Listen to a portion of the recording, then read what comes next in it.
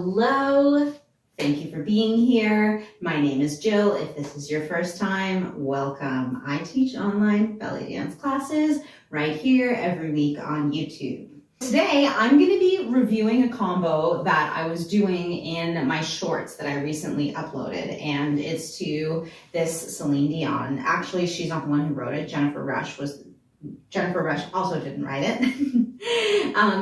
The original performer of that song was Jennifer Rush in 1984, and then Celine Dion covered it a couple years later and really made the song famous. But anyways, it's a beautiful, romantic love ballad that I just love. And a big part of why I love music and dance is because it gives us a chance to express and to move emotions through our bodies. And I find that super therapeutic. So that was what I wanted to share today as we go through these steps. So the lyrics that we are dancing to are, we're heading for something, somewhere I've never been. So what kind of emotions does that bring up in you? First of all, we're heading for something. Great, cool, exciting. That was why I put the hashtags about Sagittarius season on there, because Sagittarius is the sign in the zodiac that is known for being the big adventurer and being really comfortable taking risks and sort of jumping off the cliff and flying. It's also associated with the animal, the centaur, which is a half horse, half human. Pegasus has wings.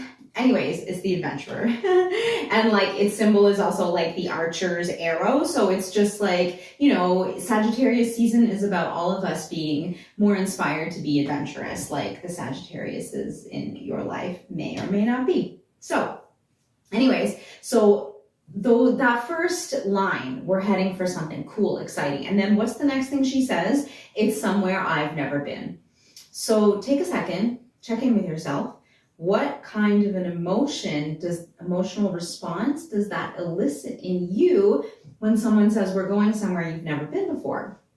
For many of us, we may be comfortable and confident enough to find that exciting. And for many of us, that may be a scary thing. And speaking from my personal experience, it was only when I learned to trust myself and trust others around me and trust myself to keep myself safe, and my discernment and my ability to trust my intuition and to listen to it in order to really feel comfortable taking a risk. Because when you are not in touch with your own intuition, or you're not grounded in yourself, connected to the earth in that spiritual way of meaning being grounded in your body, grounded in your values and your beliefs, being unshakable, knowing that everything is working out in your favor, knowing that you are safe, that you've got all of those basic food and shelter needs met.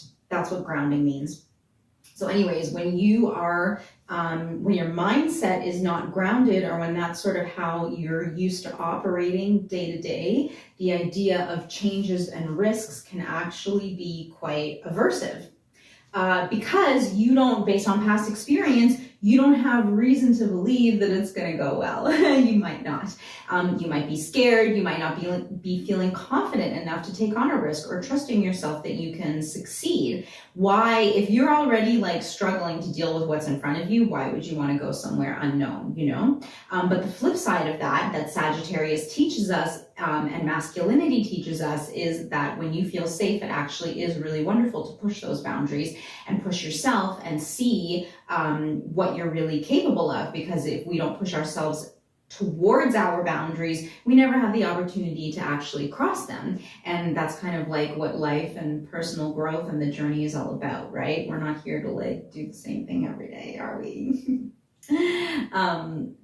So that's kind of the first chunk. We're heading for something, somewhere I've never been. Those first two steps, we're going to do a chasse to the right and a chasse to the left. What does that mean? I'm stepping right, my left foot is following behind my right, and then I step out to the right again, and then I do it on the left. Left and left.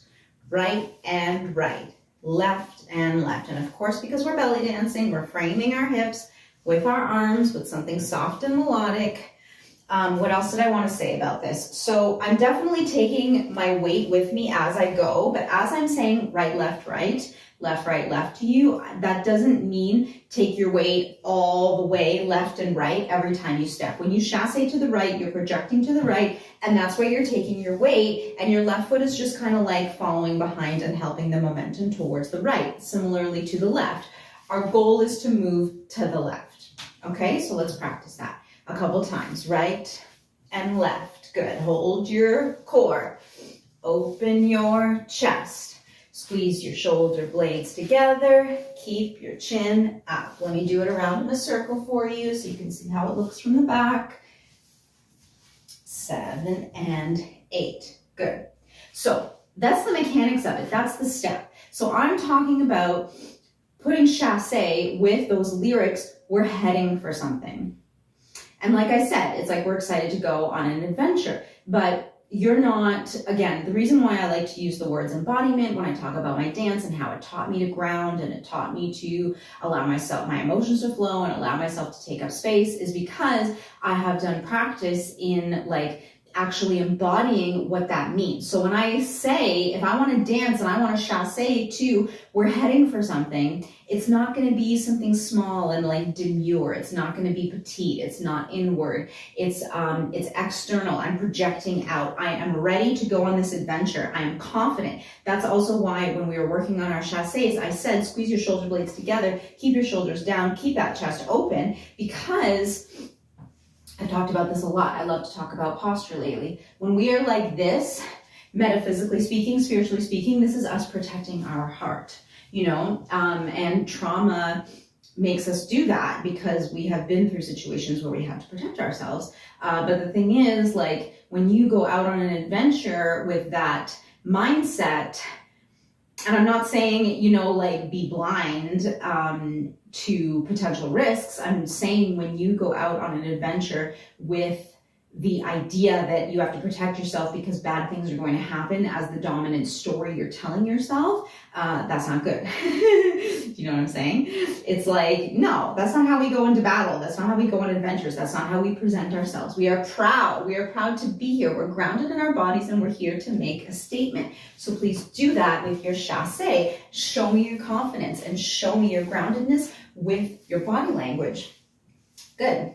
So this is what we do. This is the first thing. We're heading for something. So the next part is a little bit more vulnerable because what she says is, it's somewhere I've never been. So I took a small movement. It's kind of more internal for that. So what we do after we do our 2 chasses, one to the right, one to the left, and we land, we're going to do a small hip circle. Now I recently did a little tutorial on hip circles. It's linked right there if you want to go and watch it, and then you can come back. So we land from our chasses. We're going to engage our pelvis to bring our hips forward. We're going to straighten our right leg to bring our right hip up. We're going to release that pelvic engagement. We are going to transfer our weight over to our left by bending our right knee and straightening our left. And then we're going to engage our pelvis again to return. So it's front, right, back, left. Let's do that a few times for practice. Front, right, back, left. Front, right, back, left. 3, 4. Let's change directions. Engage, front. Straighten that left leg, bend that right knee. Release, change your weight, straighten the right leg, bend the left, and then engage again. Engage, left, back, right. Front, left, back, right. 1, 2, 3, 4. Good. So we do that just once in this dance, and then we do some camels. So what's a camel? It's a wave down. So I also have a video tutorial on camels. There you go, my friend.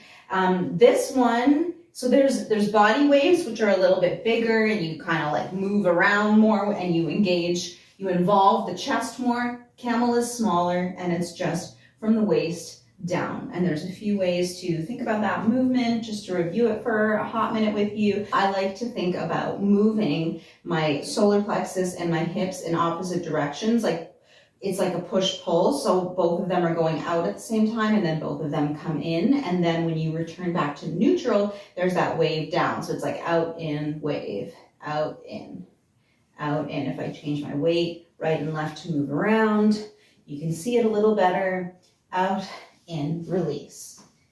Out, in, release. You can also think of it as like allowing your hips to draw circles in space. I'm taking my hips back and up and forward and down as if there's wheels traveling this way on my hips. Good. Whichever way, whichever visual helps you the most. The point is with this is that a lot of the action and the isolation is happening from the waist down. Good. Again, a lot of those movements, they take practice. So don't, if you're new to this, don't expect yourself to like be a master right away. It takes time for the, we're not used to, in the West, like we're not really used to accessing our core in this way, our core muscles, and it just takes time to kind of tone them and develop that level of muscle control. But keep doing it, keep having fun, and you'll see yourself getting better with time. So we do chasse. We're heading for something, somewhere I've never been. So let's practice connecting those two, because that takes a certain amount of coordination, right? It takes coordination to do the circle, it takes coordination to do the camel, and then it's about putting them together that makes it dancing, that really is allowing your body to flow with it. So I'll come a little closer, don't want to totally cut off my face. There we go. So you go one circle, wave down, circle clockwise, wave down, circle clockwise, wave down, circle clockwise, wave down. So I'm completing the circle. I'm going front, right, left, back, all the way to the front, and then I'm ready to do my camel. Good. So when you're at the front, you're already like halfway through the camel, because everything is contracted, so you just release, open, and release. So it's kind of more like 1.5. So what happens next is, she says, sometimes I'm frightened, but I'm ready to learn. So like, again, I think that that's a really powerful statement, because it's not like we don't, there isn't fear when we go out on adventures. It is the fact that we experience fear, we acknowledge it, and we do the adventure anyways. And another topic for another time is kind of knowing the difference between when is your intuition telling you to be careful about something, and when is fear and ego stopping you from growth. That is a really important moment of discernment that we all have to kind of learn for ourselves. And I'm actually making another video about that, so stay tuned about that. What else? Right, so we do our shoo. She's saying, sometimes I'm frightened, but I'm ready to learn. So there's this like admission. So it's kind of this like give and take. Like I'm saying to you, yeah, I'm frightened, like comfort me, help me, you know, but I'm ready. I'm scared, but I'm ready, and I'm ready to learn, and I'm willing to grow. So what we are going to do to convey that is, like I said, we go with our arms out and in and out and in. And as we're doing that, we're doing a shoo step. Lots of people have names for this. This is what I know it as. So you know how when we were working on our hip roll, when I was straightening one leg, that hip goes up? So it's like that, except you go up on the balls of your feet and you actually step right, left, right, left, right, left, right, left. And then you go really fast to sort of give it that look of being a shimmy. You control your core and you keep your hips moving up, down, up, down, up, down, up, down. This step is an amazing workout for your calves. So roll, roll and wave down. We're going to go to the right. Sometimes I'm frightened, but I'm ready to learn. And then the last movement is a really big hip roll. It's a little bit of an advanced movement. And I really like it because it's like about surrender. And that's what she's saying. I'm ready to learn. Show me the power of love. Show me how love can help me grow. And I give myself permission to surrender into that. And we do that with a movement that conveys surrender to me. That's why I put it there. So you're going to open your feet rather wide, wider than your hips. One of only 2 movements in this dance where your feet are wider than your hips. You're going to take your weight forward. Okay, so from the side it looks like that. I'm leaning, I'm poking my hips forward. And as I do that, my weight comes back into my heels. So I go forward. I'm going to drop my right knee and point my left put my body, my upper body, to the left of the room. And then I'm going to swing around to the other side. So it's like, this is the back point. When my hips are back, my legs are neutral. This is the back of the circle. This is the front of the circle. This is the right side and this is the left side. So you can keep it kind of superficial and you can go front, right, back, left. The more you bend your knees, the more the upper body drops. So it's really up to you how much you want to do that. But yeah, this is very much, if you're doing this with me, you probably notice how vulnerable you might feel because it's a lot to be down on the ground, your head below your heart, your butt out in the air. It took me a lot to be comfortable performing that movement. And when I first saw belly dancers doing it, I was like, scandalous. I think it's beautiful. It's one of my favorite moves. You see me do it a lot in my videos. Anyways, it's really powerful. It's a really good stretch for your hips and your thighs. And it really takes a level of willingness to be vulnerable to execute nicely. So yeah, I hope you like working on that. Let's practice the sequence all together before we close out the video. So we go, just to walk you through it before we practice it. So we do chasse on the right, chasse on the left, small hip roll, wave down, shoo-shoo right, shoo-shoo left, and then our big circle. So let's do it all together. I'm going to do it with you and I'm going to count it out. 5, 6, 7, 8. Chasse, chasse. Roll, wave, shoo-shoo, shoo-shoo, open, drop, and come up. Good. Let's do it again. This time, I want you to think about the qualities that I've been talking about and that like transmutation. Let it move through your body. We're heading for something somewhere I've never been. Sometimes I'm frightened, but you know what? I'm ready to learn. Show me the power of love. So that's our video for today. I hope you enjoyed it. Let me know what you think. I will be adding a few more tutorials in the coming weeks about these specific movements. We'll break down the big hip roll a little bit more. We can talk about shimmies. There is a video on shimmies that I have. It's linked right there. And that's it for today. I hope you have a wonderful day. Please do like, share, and subscribe, and I will see you soon.